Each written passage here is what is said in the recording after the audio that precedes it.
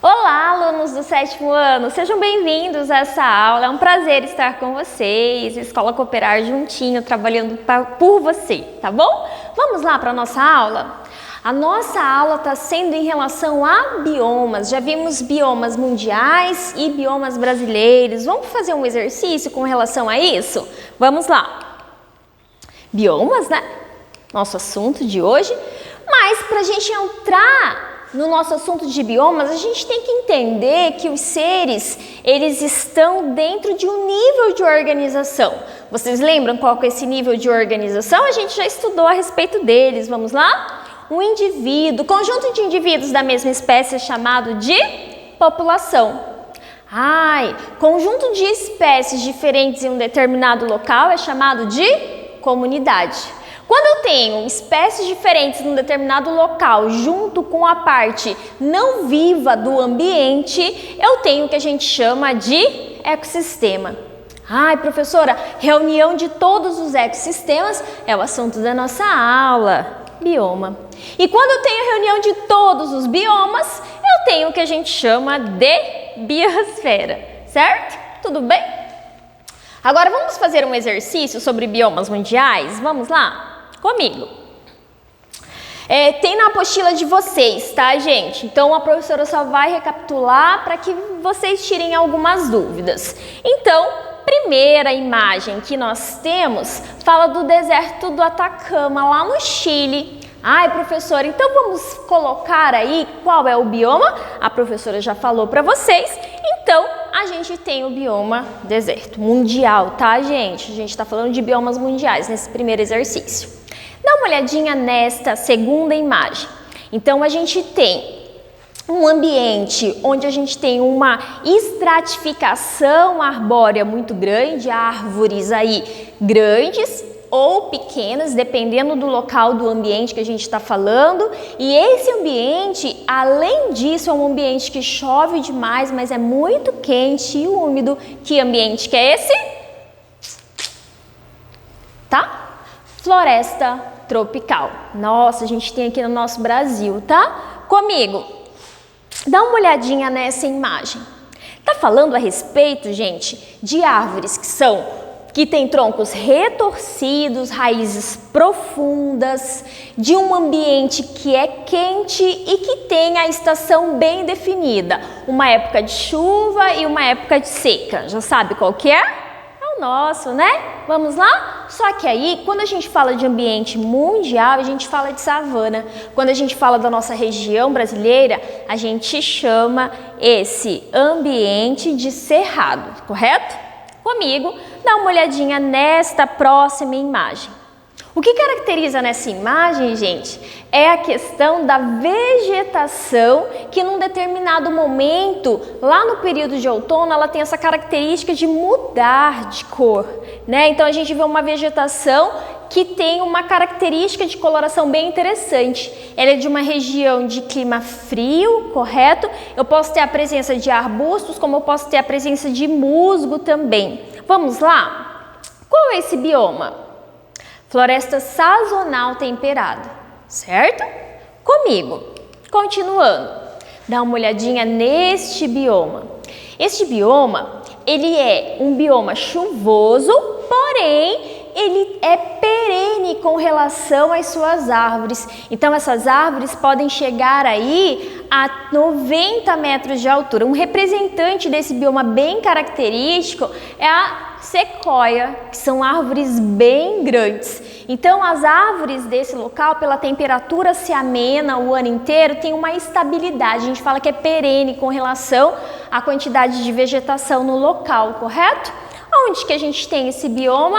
Lá nos Estados Unidos. E como que é o nome desse bioma? Floresta pluvial temperada, certo? Dá uma olhadinha agora nesse bioma, né?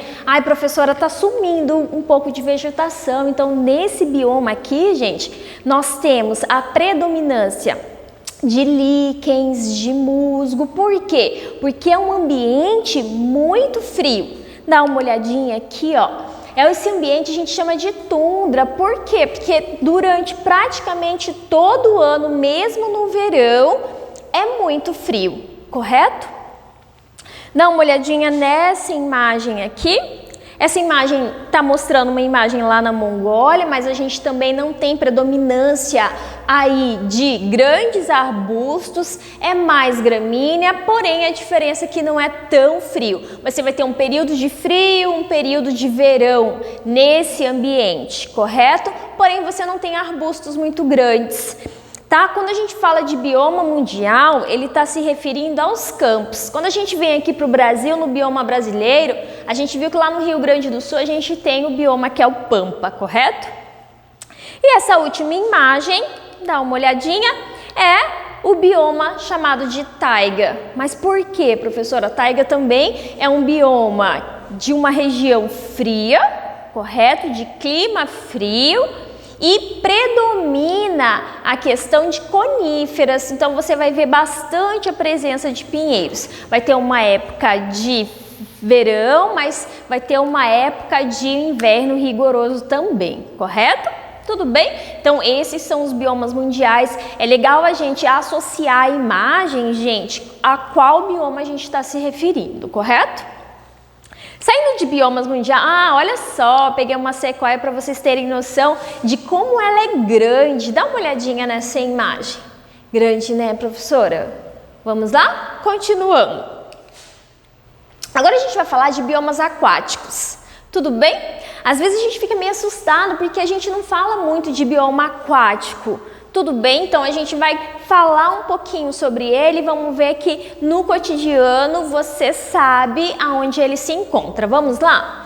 Então, quando a gente fala de biomas aquáticos, eu posso ter zona bêntica ou bentônica, zona pelágica, estuários, zonas entre marés, recifes de corais, lagos e rios. Pode olhar que tem na apostila de vocês, tá? Quando a gente fala de região bênticas ou bentônicas, gente, é uma região no fundo do mar, correto? Então, uma região que está na parte do subsolo do mar, a gente tem uma região chamada de região bentônica, certo? Zona pelágica corresponde à parte do mar aberto, olha só. Ai, professora, né, eu estou observando o mar. Qual que é a parte que eu tenho? Eu tenho a parte que chama de zona pelágica. Tudo bem? Corresponde à área aberta nos mares. Próximo, estuário. Estuário é um ambiente aquático de transição do quê? Transição do rio com o mar. Tudo bem? Dá uma olhadinha nessa imagem, a gente consegue ver bem essa característica, ó, o rio desaguando no mar. Então, essa faixa de transição que eu tenho aqui, ela é chamada de estuário, certo? Próximo. Zonas entre marés ou região entre maré, vamos lá? São regiões que sofrem impactos aí das marés. Então a gente vai ter período em que essa faixa ela fica sempre alagada e período em que essa faixa ela fica seca. Então esse impacto que esse solo sofre com relação às marés é chamado de entre marés. Quando a gente viaja e vai para algum lugar, às vezes eles falam assim, olha, não dá para você ir fazer o passeio hoje porque a maré tá alta. Ai, olha, dá para fazer o passeio quando a maré estiver baixa. Já passou por essa situação quando você fez alguma viagem aí que foi para a praia? Sempre tem isso, a gente tem que analisar a questão da maré, correto? Próximo, recifes de corais. São recifes de corais. Na verdade, existe um animalzinho chamado coral. E aí o corpo dele é formado por uma substância calcária. O acúmulo dessa substância calcária, gente, há milhares de anos, é característica do meu recife de coral. Então, quando eu olho um recife de coral, você vê que ele pode ser bem colorido, porque depende do tipo de substrato que foi utilizado para fazer o corpo do coral, e existem vários tipos de corais. Tudo bem? Como é algo que levou milhares de anos para ser formado, ele abriga uma diversidade de espécies muito grandes. Então, peixes, algas que ficam incrustadas também nesse corais são importantes para que tenha essa característica de formação de depósito de carbonato de cálcio. correto? Então, às vezes a gente fala assim, ah, professora, mas como assim coral? Dá uma olhadinha nos tipos de corais que a gente pode encontrar, correto? Então, assim, esses corais são animais, eles são animais filtradores, a água passa por eles e deixa o alimento e aí ele vai se reproduzindo e constituindo cada vez mais o corpo ou se reproduzindo em grande quantidade, certo? E aí a gente tem uma estrutura assim que é muito bonita quando a gente vai fazer algum tipo de mergulho e ver a questão da biodiversidade que existe nesse local, certo? O outro ambiente aquático que a gente tem e que é muito comum a gente falar é a questão dos rios e lagos, que são ecossistemas de água doce. Lembrando que existem lagos também de água salgada, mas o predominante é de água doce, certo? Vamos fazer um exercício aqui para ver se a gente consegue entender um pouquinho sobre região aquática. Vamos lá? Ou biomas aquáticos? Comigo. São ecossistemas de água salgada com grande diversidade. Ai, professora, o que é? Vamos lá? Recifes de corais. Tá? São ecossistemas de água doce. O que é um ecossistema de água doce? Chuta aí, ó. Número 6, rios e lagos. Sofrem impacto das marés, falamos bastante. Então, a gente tem aí a questão dos estuários. Estão localizados no fundo do mar. O que é localizado no fundo do mar? Região bentônica. São áreas de mar aberto. Então, a gente tem a zona pelágica. E aí, o último sofre impacto direto da subida e da descida das marés. Aí, a gente tem a zona entre marés, tá? Manguezais. Quando a gente fala de manguezal, a gente está falando de um local que é próximo a estuário, também encontro da água do rio com a água do mar, tá, gente?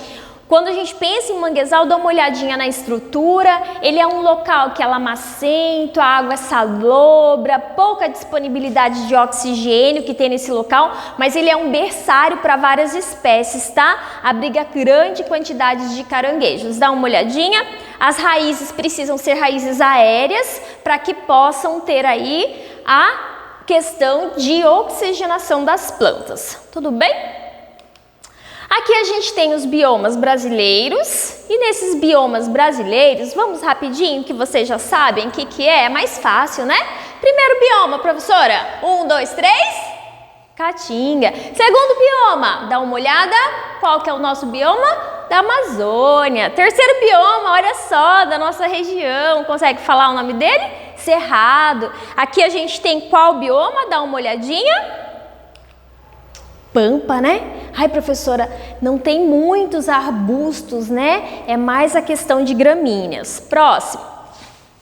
Pra gente fechar, todo mundo sabe, só olhando esses jacarés, todo mundo sabe que a gente está falando do bioma pantanal. E aqui, o bioma que tem folhas bem largas, uma estratificação de vegetação também, é o bioma da floresta da Mata Atlântica, correto? Localizado no nosso litoral. Aqui dá uma olhadinha na charge, falando a questão do cerrado. Então, assim, o nosso cerrado, ele tem aí a característica de estar sofrendo com questão de plantação, né, gente, de agricultura, de pecuária. Então, você vê aqui uma charge falando a respeito do impacto ambiental, tudo bem? E aí, a gente termina a nossa atividade passando para vocês alguns exercícios que estão lá na plataforma do Positivo On, tá? Corre lá, faça os exercícios e façam cedo, correto? No mais, obrigada pela participação de vocês.